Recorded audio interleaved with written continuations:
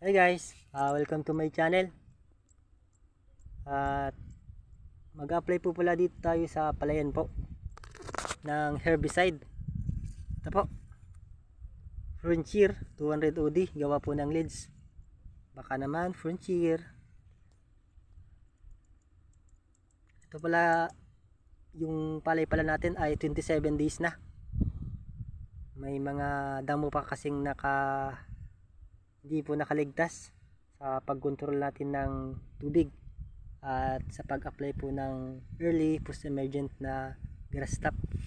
Kaya po second apply po natin na pamatay damo herbicide. May mga ilan-ilan po kasing mga iba't ibang klaseng damo na dito sa palay natin. Kaya nag-apply po tayo ng Frontier o herbicide. May mga iba't ibang naman na mga pamatay damo na herbicide sa dito sa palay natin, iba't ibang klase.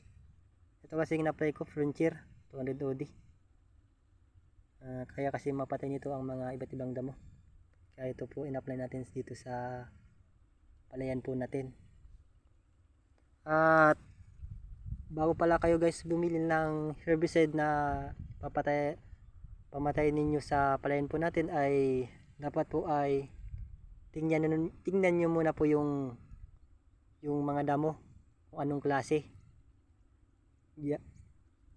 dito sa palayan natin, kung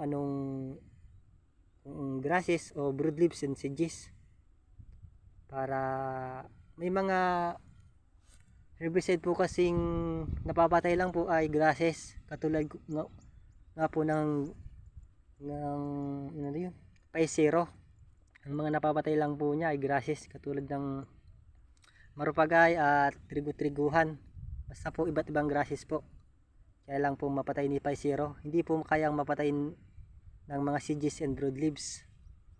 At may mga iba po rin na herbicide na kaya lang po mapatay ay sedges and broadleaves. Wala pong grasses.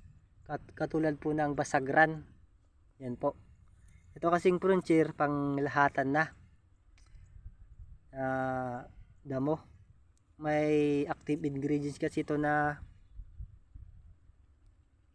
C-halobutyl and bisphenol sodium, pang dalawang active ingredients na. Katulad po yan ng suji, magkapares lang po, and rice max, yan magkapares lang po sindang mga active ingredients, pares lang po yan.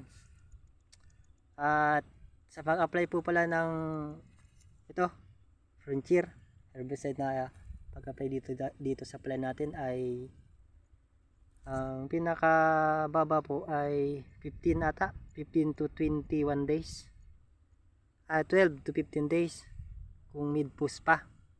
At kung late post naman ay 21 to 25 days. Itong palay natin ay nasa 27 days na. May nakalagay lang dito na 30 to 40 days na. 30 to 40 days na rescue na. Kaya tinasan ko po yung dosage ng herbicide na to. Ginawa ko pong 120 ml or 110 ml kasi hindi po sabay-sabay po yung laki ng damo.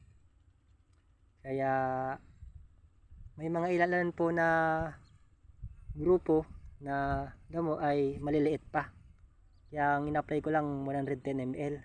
At yung malalaki na, mahaba na yung down at malalaki na, matatangkad na, ay 120 ml to 125.